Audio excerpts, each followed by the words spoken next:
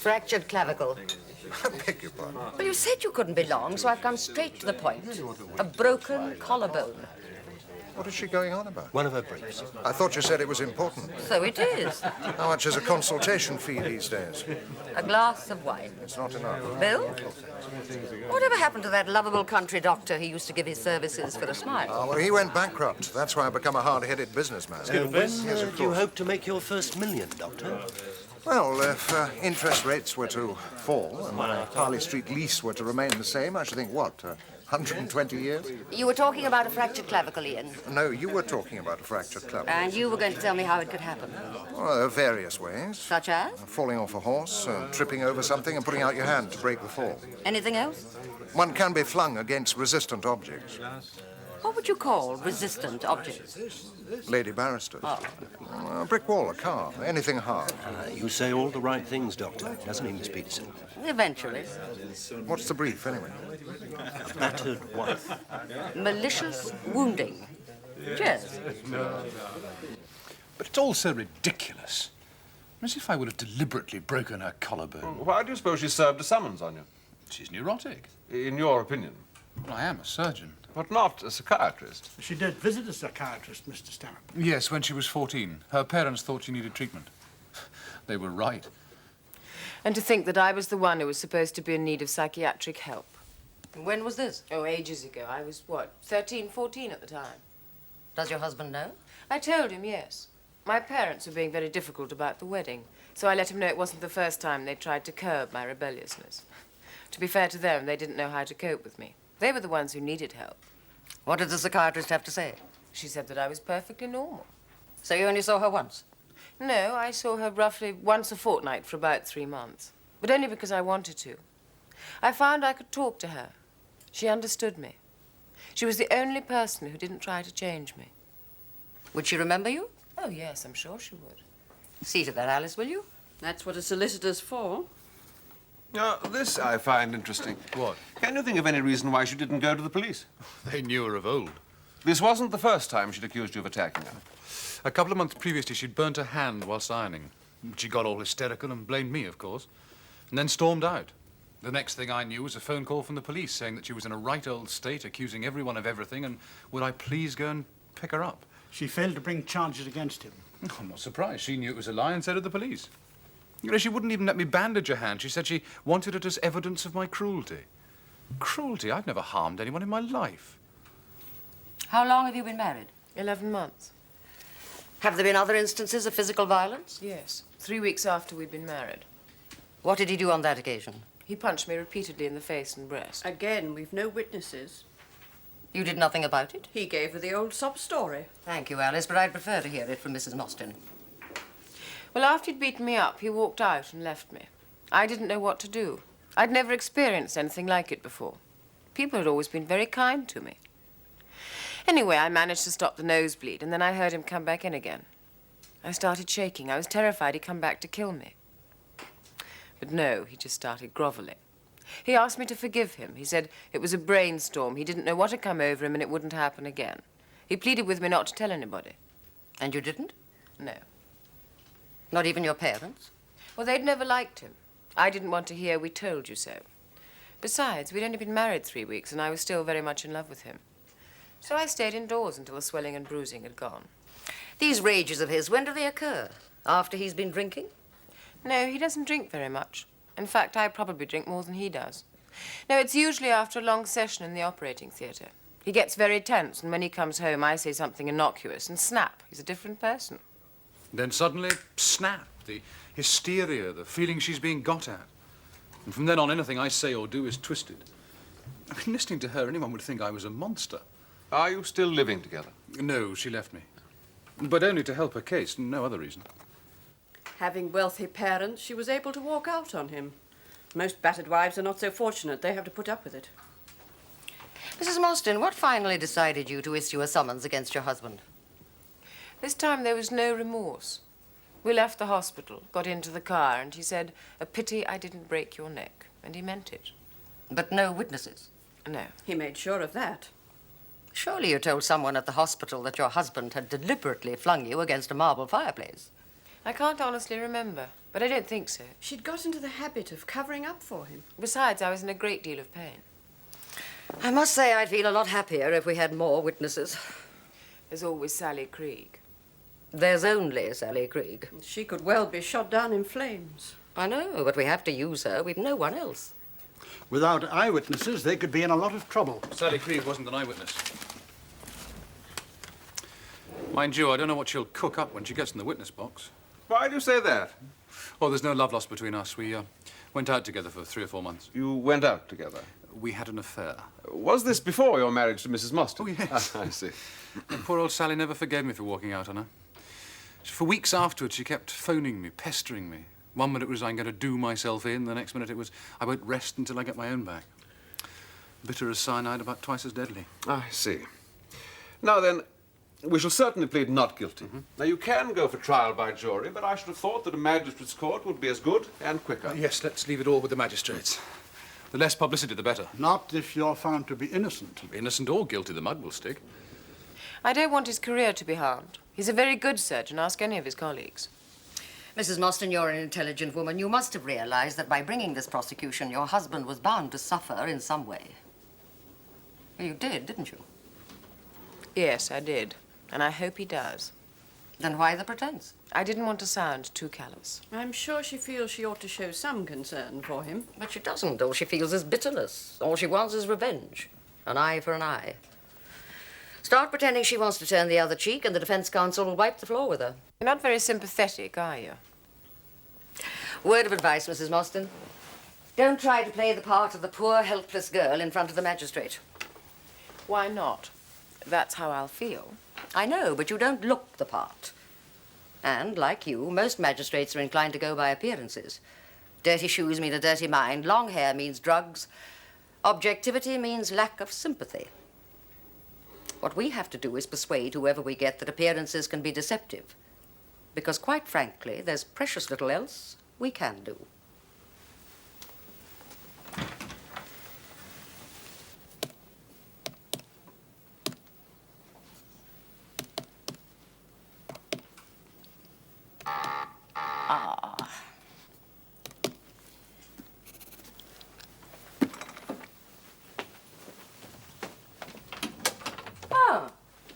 I was just passing. I thought I'd look in, see how you were. How nice. Come in.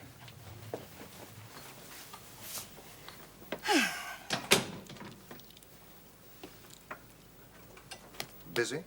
Going through the books, and not before time.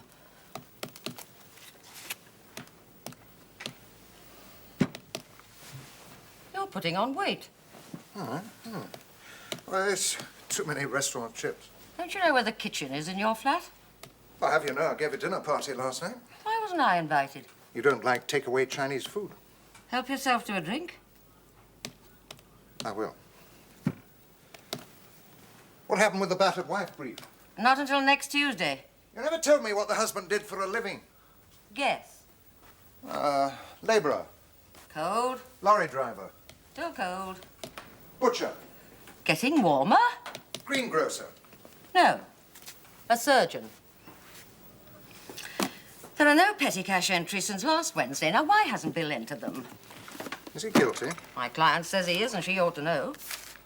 And Chambers' expenses, why aren't they down? Your client might be lying. What's in here? Not that guilt or innocence will come into it.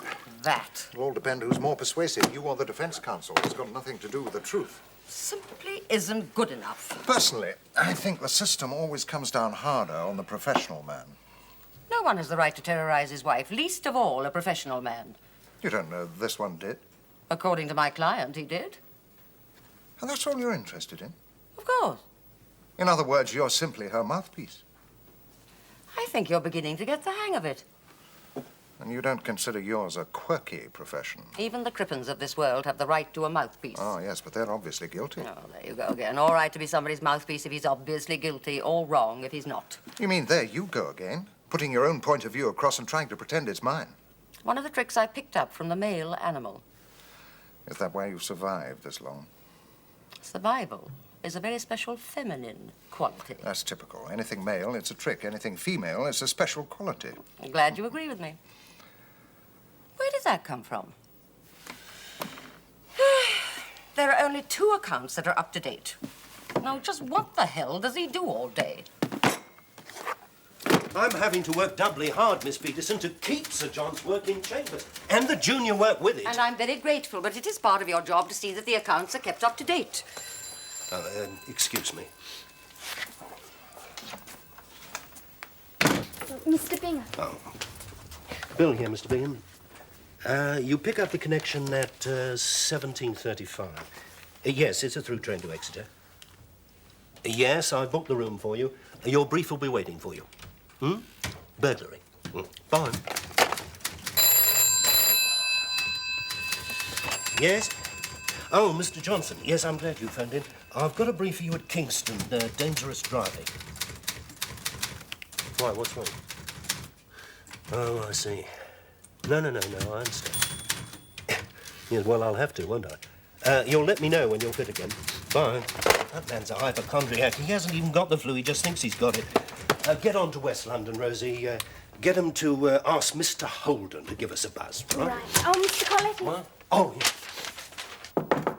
About the accounts, Miss Peterson. What do you think? Charming. Glad you like it. About the accounts, what I've always done up to now is set aside a couple of days at the end of the month. If you'd waited another week, you'd have found the books in order. But how can you remember all the figures? I have the bills, the chits, bits and pieces, filed away. They only need sorting out. Where have you got them filed away? In my desk drawer. In your desk drawer? Well, either there or in the cabinet. And, of course, in my in tray. Tell me, Bill, does anybody else know your accounting system? I prefer to do that myself. Why? Nobody else would understand it. I'm not surprised. It is the way I have always worked. Say I want to know what the Chamber's bank balance is. Oh, I can tell you that straight away. What if you're not here to tell me? Well, then you telephone the bank. Yes? But I prefer to see it down in black and white. Now, once you've done that, I'd like a detailed breakdown of what the Chambers have brought in during the past 3 years. What do you mean, a detailed breakdown? I want to know the earnings of each barrister. We can get that from their accountants. I want monthly, quarterly, and half-yearly details. Oh, I don't know about that. I would also like you to make out a trial balance since I took over as head of Chambers. Why? So that I can compare income and expenditure with that of the previous occupant of this chair. But I can tell you that here and now. Thank you. I'd rather see the figures. I don't think I'm being difficult, am I? Excuse me. Bill, I'd like it as soon as possible.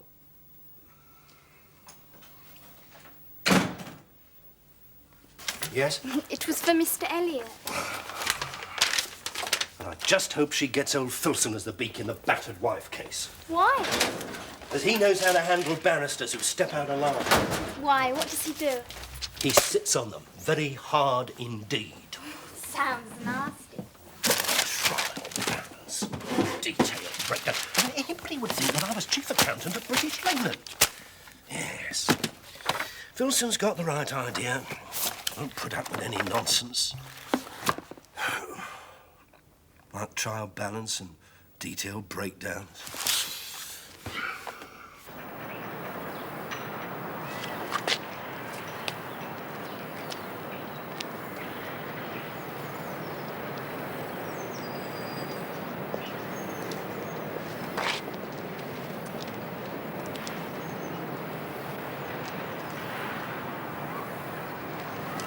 I'm not sure that we should be meeting. Well, why not? We're still married. Not for long. I still love you.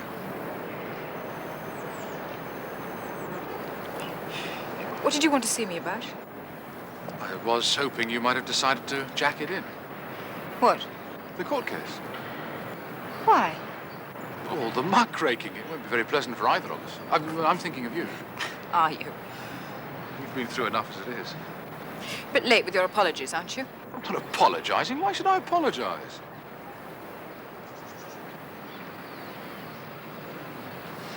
You're doing a despicable thing, Joy.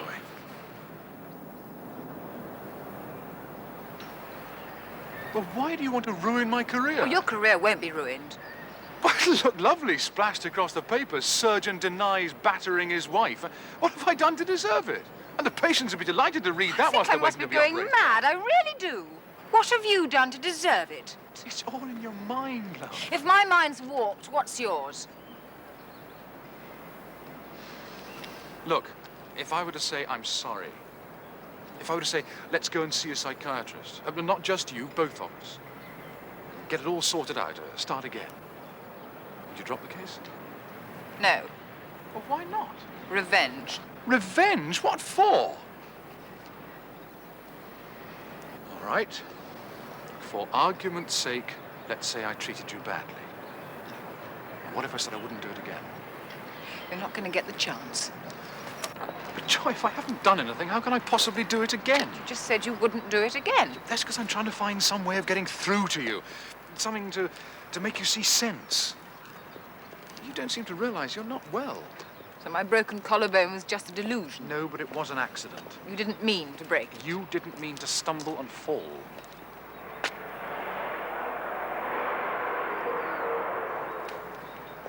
So you're going on with this charade? You don't care what happens? You do realize this could jeopardize my career? Yes. I could be struck off. Yes. You're more sick than I thought you were. I'll see you in court, Gordon.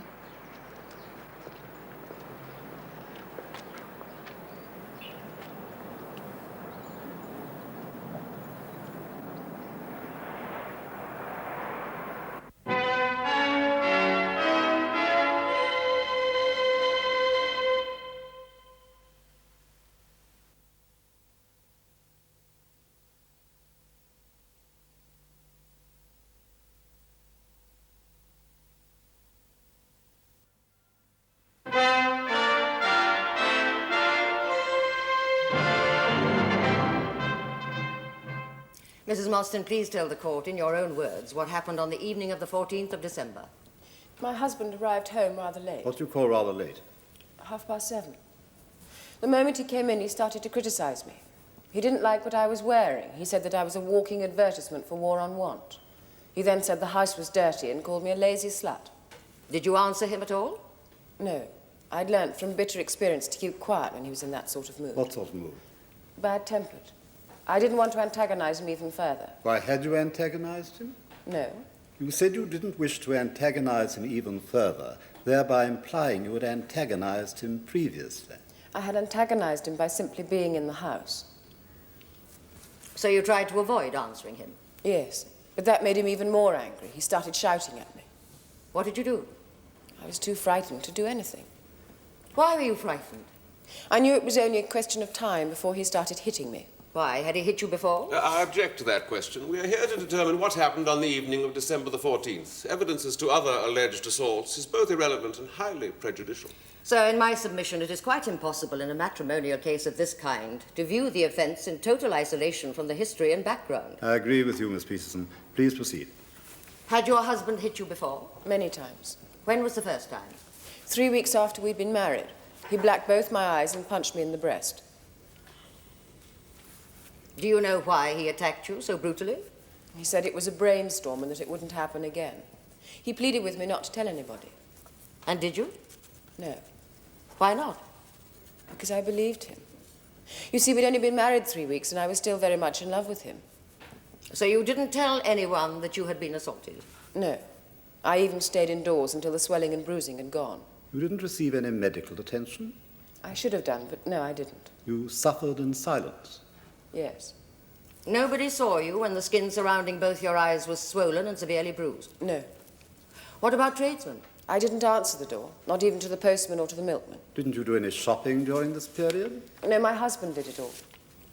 Mrs. Mostyn, do you normally hide yourself from people? No. I like company. I like going out. It was therefore unusual for you to remain in the house and not see anyone, yes? Yes. I deliberately avoided everyone because of what my husband had done to me. Now, you said your husband attacked you many times. There were 4 times when he attacked me viciously. When did the second vicious attack occur? About a month later. What did he do?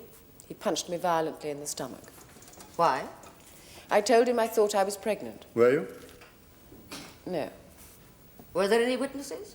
No. Did you mention this second episode to anyone? No. Didn't you go to your doctor? No. Was there any sign of injury? Yes, there was bruising.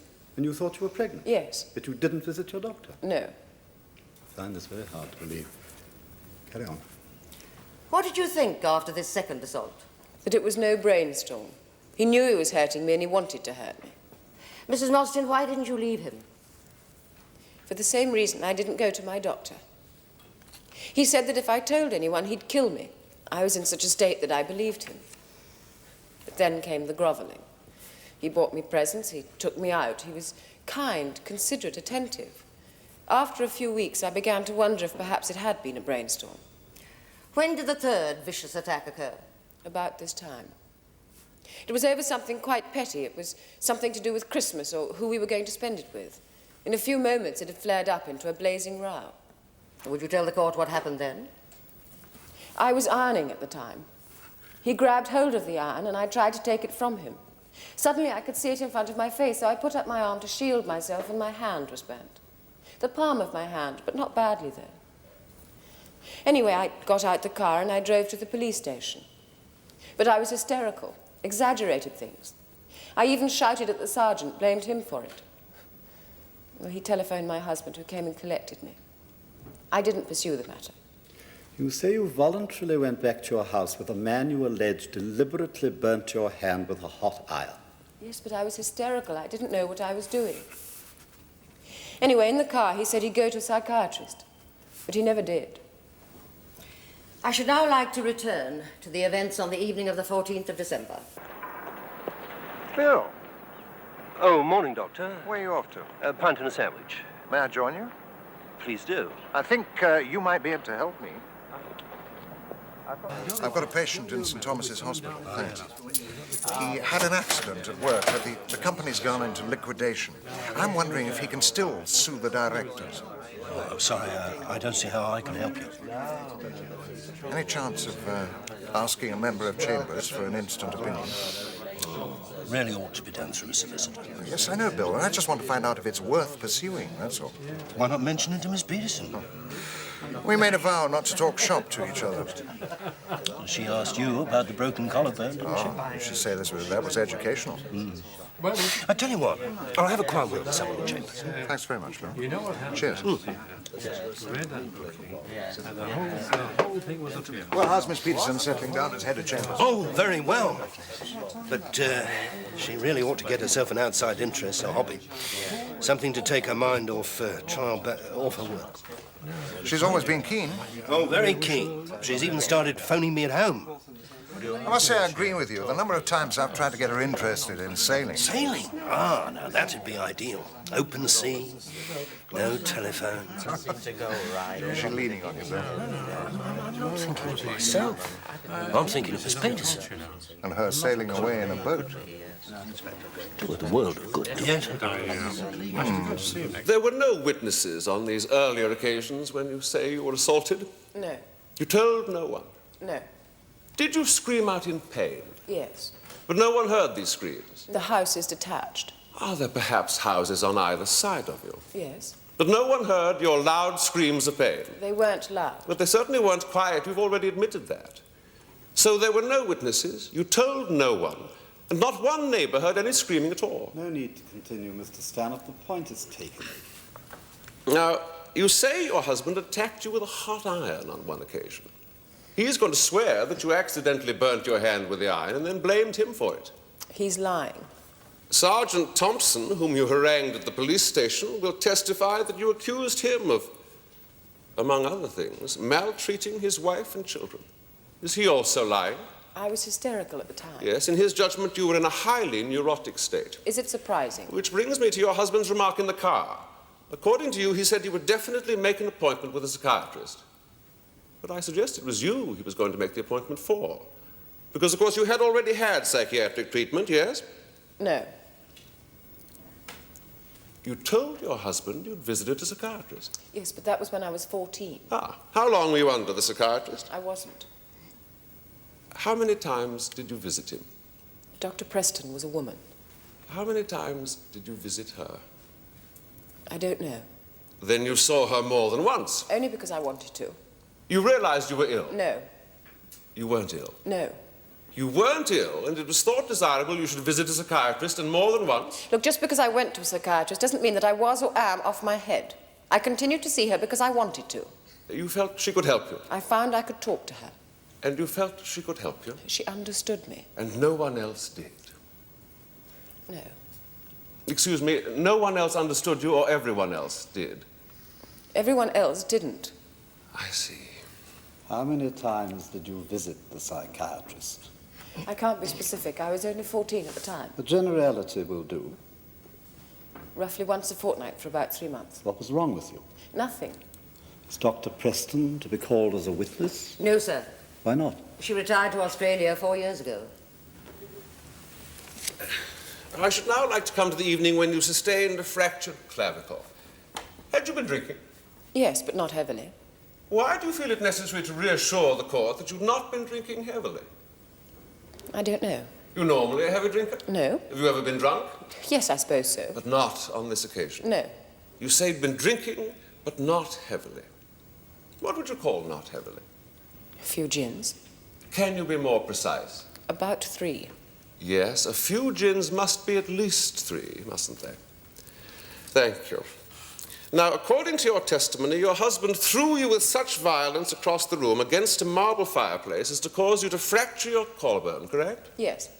No eyewitnesses? No. Did you scream? Yes. But the world was deaf and did not hear.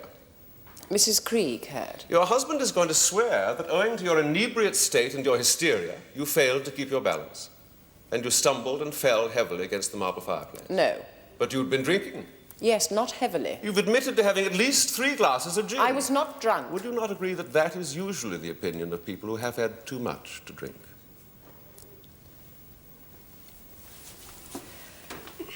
Did you go alone to see Dr. Preston? No. Both my parents accompanied me because it was their idea. They thought I was too rebellious. Did the psychiatrist come to the same conclusion? Hearsay. She said it was my age, nothing more, and that they were the ones who needed help. Hearsay. Do you enjoy a drink, Mrs. Mostyn? Yes, I do. How many gin and tonics would you have to drink before you started to lose your balance? About 4 large ones. And how many gin and tonics did you drink on the evening of the 14th of December? 3 small ones. And I was in complete control of all my faculties. No further questions. Bill? Miss Peterson, have you managed to get out the trial balance yet? But you said you wanted the detailed breakdown first. Well, I thought you'd have finished that by now. Finished it? I haven't even started it. I'm still doing the accounts. I know what I said, Miss Peterson, but I keep being interrupted. The phone hasn't stopped for a minute. I haven't had a moment. I was hoping to look at the figures tonight. When do you think you'll complete the accounts? Depends if I'm interrupted again. How's the battered wife, by the way? No, I'm not changing the subject, Miss Peterson. You ought to have it sometime tomorrow. Not at all. Bye. Oh, she definitely needs a hobby. Was Mrs. Mostyn in a drunken state when you examined her, Dr. Webb? No, but I knew she'd been drinking. I could smell it on her breath. Could she have been in a drunken state prior to your seeing her? Oh, I just wouldn't know. But she was sober when you saw her in the casualty department? Yes. Would you please tell the court the extent of Mrs. Mostyn's injury? The X-ray proved what I thought when I first examined her. She had a fractured clavicle. Was there anything to indicate how she'd received her fracture? Well, she fell, didn't she? How did you arrive at that conclusion? Well, she told me. She told you? Yes, she said she'd stumbled and fallen against a marble fireplace. Was that remark borne out by what you saw? Yes. There was nothing to suggest that she could have been the victim of a violent attack. The cause of the fracture was quite consistent with what she said had happened. That she'd fallen accidentally against a fireplace. Sir, I wonder if I might have a word with my client. Did you say that to him? I can't remember. But if you did, why? I don't know. Was Mrs. Mostyn in a state of shock? Yes. She was also in a great deal of distress. As a doctor, would you say that someone suffering from shock doesn't always say what he or she means? Yes, I don't think I'd argue with that. And you would agree that Mrs. Mostyn's injury could have been caused by somebody throwing her against the fireplace? Yes, except she didn't say that. But she was in great distress. Yes, and somewhat frightened. Somewhat frightened, you say? I did get that impression. Was her husband in close proximity to her? He was in the waiting room. I spoke to him. He was very concerned. Wondered if she'd told me what had happened. So you told him what she told you? Yes. What was his reaction? Boy, he simply said he thought it was... Not what he said. His reaction. Oh, I'm sorry, I don't remember. Did he smile? Did he stare? Did he frown? Did he give a sigh of relief? I can't help you, I'm sorry. Very good. Terrible. Dr. Webb, would you agree that a great number of people are frightened when they enter a hospital? Oh, I don't know about a great number, but some certainly are. Thank you. Now, I should just now like to clarify what Mrs. Mostyn said to you. We are going to be slaughtered. She told you she'd fallen accident.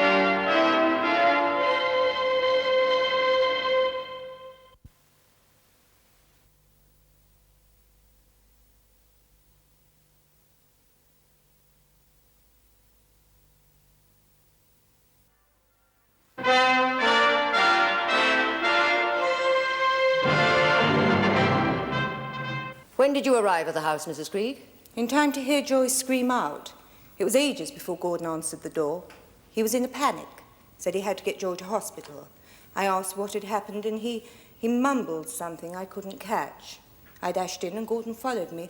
I found her sitting holding her arm. She looked like death, and she was whimpering. Would you say Mrs. Mostyn was drunk? No. I asked what had happened, and she said, "What do you think?" Is that all she said? Well, I knew what she meant. It was enough. It's happened to me. I've been beaten up by him. That's not what I asked. But it's true. He did attack me once. We are concerned only with the events of the 14th of December. Everything else is inadmissible. Do you understand? Now, Mrs. Mostyn said, "What do you think?" Is that all she said? It was enough. Is that all she said? But this isn't fair. I knew what she meant. Is that all she said? Answer yes or no, please. Yes. Did you say anything else to her? I didn't get the chance. Gordon was there to make sure she didn't tell me the truth. He got onto her feet, said he was taking her to hospital. I said I'd go along too, but he said no. I said, why not? He said, I don't want you around. Well, I knew why. He was scared stiff I'd find out he'd assaulted her. Opinion? Well, it wasn't natural not to want me. I could have helped. I could have sat in the back of the car and made sure she wasn't jogged up and down. But no, he didn't want me anywhere near, and the reason was obvious. When did you see Mrs. Mostyn again? The following day. The bruises were even more obvious by then. Thank you, Mrs. Krieg. What were you doing there in the first place, Mrs. Krieg? I'm a friend of Mrs. Mostyn. I just popped in for a quick chat. Now, you said Mr. Mostyn mumbled something you couldn't catch. Yes. You didn't hear him say to you, she's had an accident? No. Mr. Mostyn is going to swear that he did, in fact, say that to you. Well, he would, wouldn't he? Because what he said was true. As a cover-up. But, Mrs. Krieg, you were not in the room at the time. He was. So was Mrs. Mostyn. But all she said to you was, what do you think? Well, that was all she had to say. Why? Because I've been beaten up by him as well. I see. Was this before he married Mrs. Mostyn? Yes. But I didn't think I was allowed to talk about it. It doesn't appear to have stopped you, Mrs. Krieg. Would you just tell us, did you know Mr. and Mrs. Mostyn were going to be married? Yes, we had the same circle of friends. And did you warn your friend that she was about to marry a callous brute? No, because she wouldn't have believed me. And anyway, it would have sounded like sour grapes. So you didn't warn her? So when she said to you, what do you think, she couldn't have possibly meant you to deduce that she'd been viciously attacked by her husband? I'm right, aren't I? Whereas she might well have been implying that the injury was an accident. She was deliberately flung against the fireplace. But you were not in the room, Mrs. Krieg. I heard the scream. Are you suggesting she would not have screamed had it been an accident? You mentioned sour grapes earlier on. Yes, because she knew Gordon and I had had an affair. Would you agree that sour grapes is a term used to describe a person who is jealous and bitter? Well, I'm sure that's what Mrs. Mostyn would have thought of me if I'd told her that he'd beaten me up. I suggest that you've lied to the court because you had an affair with Mr. Mostyn and he dropped you and you've never forgiven him. Is that the best you can do? I will not have impertinence in my court. Now answer the question. No, I have not lied. I wanted nothing more to do with him after he kicked me in the ribs. You seem to be intent on dragging this alleged assault of yours into your evidence at every opportunity. Very well, let's see it for what it is. You say Mr. Mostyn attacked you. He damn near killed me. He attempted to murder you. I was exaggerating. I see. Were there any witnesses to this assault? No. Where did the assault take place? In my flat. Was there some kind of argument between you? There was a hell of a row. He was shouting and I was screaming for help. You screamed for help? Yes. You did say it was a flat? Yes. With neighbours above you and below you? They didn't want to become involved. Are you suggesting your neighbours are that insensitive? So bereft of feeling they wouldn't stir from their rooms to help a girl who was screaming for help? They couldn't even be bothered to telephone the police? Well, perhaps I didn't actually scream for help. Either you did, or you didn't. Well, I can't remember. Did you scream for help? Well, someone must have heard us shouting. Did you scream for help? No. In other words, you've lied to the court. No. Are you now saying that you did scream for help? No, but that's all I've lied about. Everything else I've said is true. Are you sure Mr. Mostyn assaulted you? Yes. Did you give him up? Or did he give you up? It was mutual. No further questions. We'll adjourn now till 2 o'clock.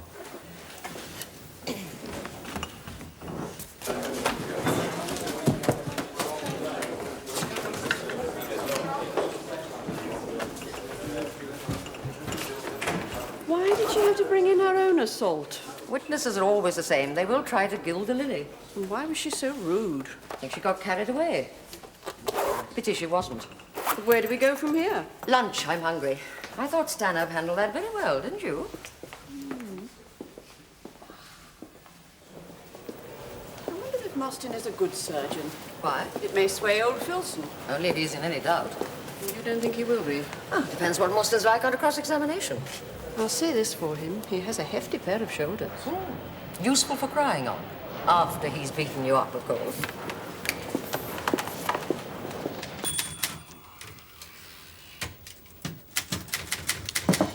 Come in. Oh, any luck? Yes, thanks very much, Bill. Your Mr. Johnson thought it was well worth pursuing. Oh, good. Would you mind giving this to Mr. Johnson? It's just a few cigars.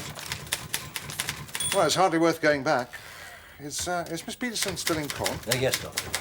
Right. I think I'll go and see how it's done. Thanks, Bill. Yes? Oh, hello, Mr. Elliot. Yes, I've got a brief for you at Willesden tomorrow morning at 10. Problem? Well, I don't see any problem. What's the problem, Mr. Elliot? You're in Birmingham at the moment. Yeah, well, that's only a couple of hours away down the M1. Oh, dear. Sounds like a blown gasket to me. Still, if you will go in for these foreign cars... I forgot. He hasn't got a sense of humour. I did come home later than usual. I'd been busy at the hospital. I was one of a team operating on a 7-year-old child. It was a major operation. It took 4 hours to complete. Fortunately, it was successful. But I was tired. I felt drained. And I got home to find my wife drunk. And we'd arranged to go out for the evening, and she accused me of coming home late deliberately. She lambasted me for treating her like dirt. I started to tell her about the operation, but she wouldn't listen. She said, to hell with the operation. She said she should come first. She got quite hysterical and started to sway.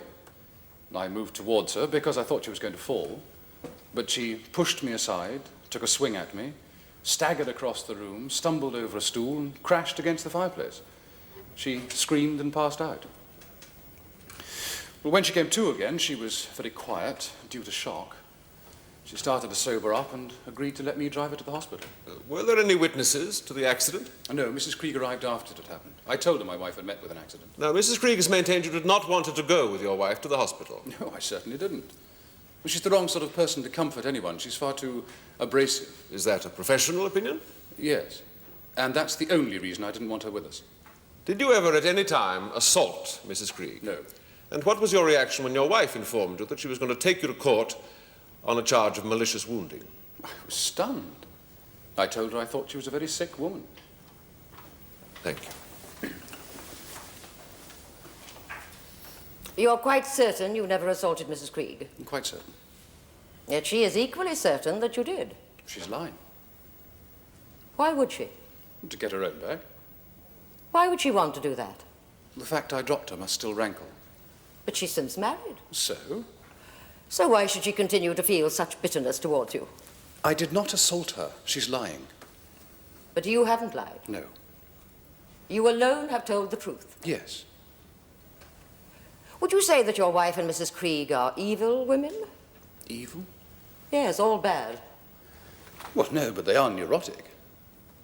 Are you attracted to neurotic women? I must be. I see.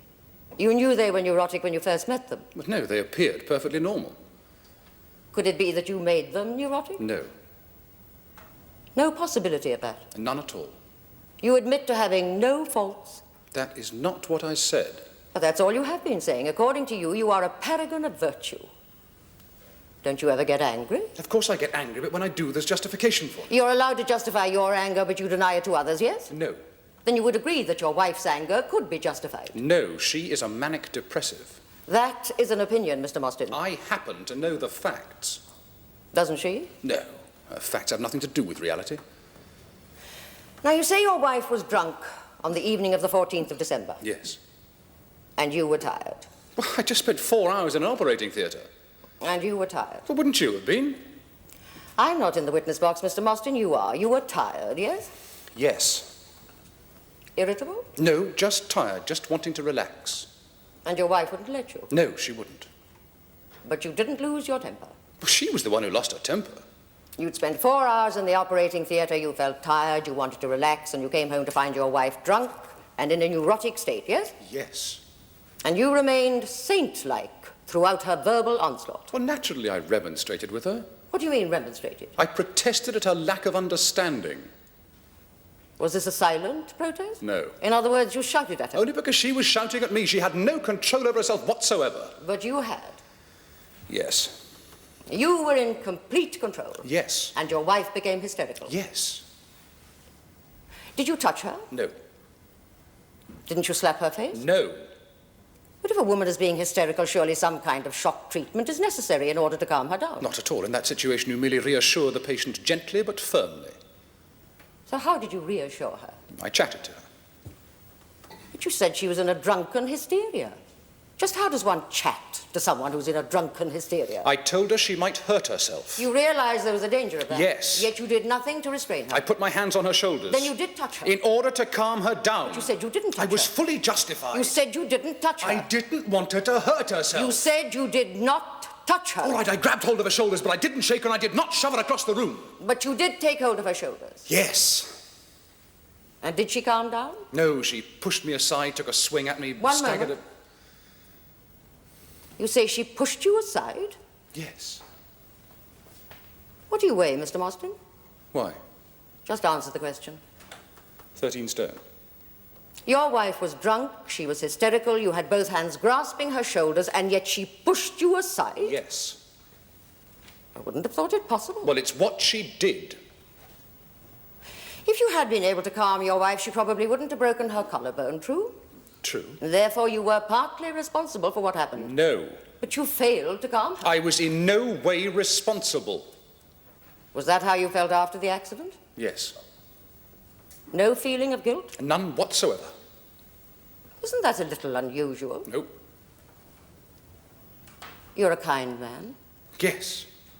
Sensitive? Yes. A loving husband? Yes. And yet when your wife broke her collarbone, you felt no qualms of conscience? Naturally, I felt sorry for her. But surely after the accident occurred, you must have felt some degree of responsibility. I was not to blame. I just spent 4 hours saving a 7-year-old child. I'd passed his parents in the corridor, seen their worried faces. I felt tired. I felt washed out. Yet when I get home, I'm met by a tirade of abuse because Madam wants to go out for the evening and I'm half an hour late. Just half an hour, that's all. And the minute I walked through that bloody door, all hell lets loose. Oh, no wonder I blew my top. Your wife was looking forward to going out? Yes. Then why was she drunk? Why did she get drunk? Because I was late. Only half an hour late. Can you get drunk in half an hour? My wife can. But I don't understand why your wife should want to get drunk if she was looking forward to going out for the evening. All right, maybe she wasn't drunk, but she had been drinking and drinking heavily. So you blew your top. I just wanted some peace. I didn't want to hear about her stupid activities. What activities? Who she met and what she bought. But I don't understand why your wife should get hysterical about who she'd met and what she'd bought. She got hysterical because I was half an hour late.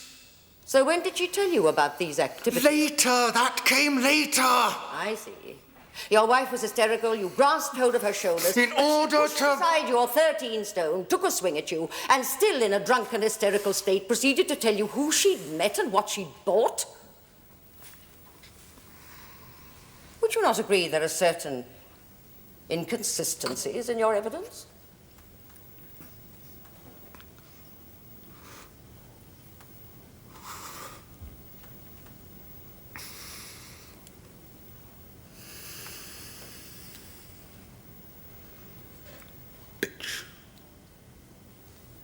Thank you.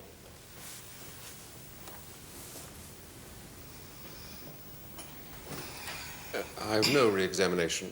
I should like a word with my client. Yes, Mr. Stanhope. I think that might be a very good idea. Very well. I'll rise for 5 minutes.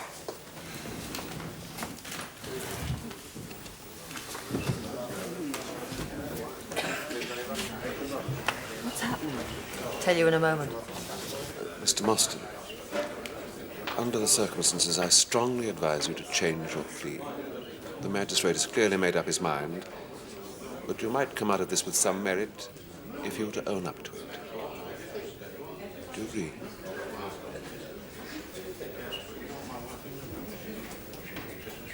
You've won.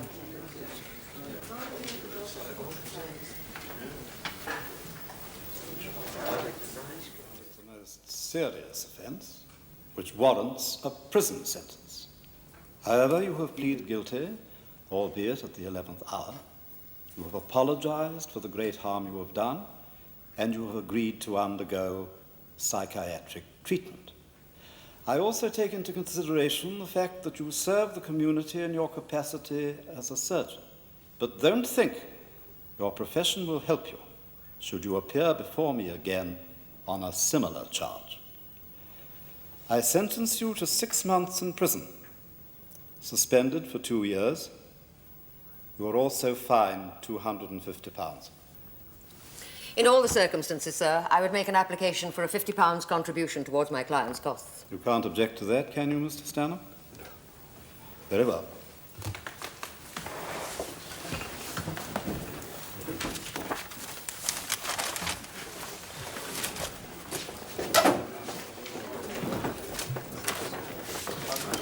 Isn't he going to prison then?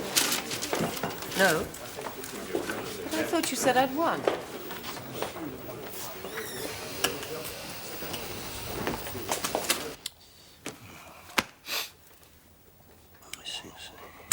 Oh, by the way, I forgot to tell you. Miss Peterson. Yes, Bill? The accounts are up to date. Thank you. When can I expect the trial balance? Well, in a couple of days' time. How did it go? Very well. Do you think it'd be possible to give me a breakdown on these repair costs? Well, yes, it's possible, but is it worth it? I mean, if a floorboard needs renewing, it needs renewing. All the same, I think I'd rather have a breakdown. Harriet, we're getting far too immersed in our work. Now, what we need is a hobby. Now, why don't we buy ourselves a boat and get away from everything and everybody?